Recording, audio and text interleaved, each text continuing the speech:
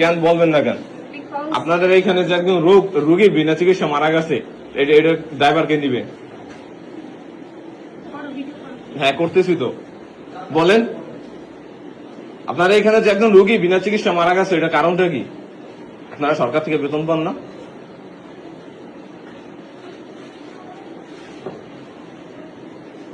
কি হলো, জবাব দেন।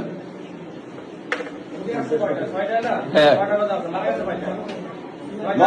9টায় মারা গেছে রোগী, 3 ঘন্টা ছিল। আপনারা 3 ঘন্টা কি ব্যবস্থা নিলেন না কি চিকিৎসা করলেন রোগীর? আপনার এখানে আসার পর বলেন ডাক্তার উপরে নার্স আনলে নার্সের সাথে আমাদের সাথে কি কথা বলবে? নার্সের সাথে কথা বলবে। নার্সের চিকিৎসা করতে বা নার্সের চিকিৎসা করার দায়িত্ব একজন রুগী আছে, ইমার্জেন্সি রুগী।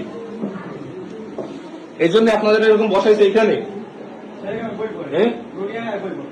আপনারা তো আগে এগুলো দরকার ছিল, বই আসা তারপর বসার দরকার ছিল, আগে তো এইভাবে এরকম বসার দরকার ছিল না।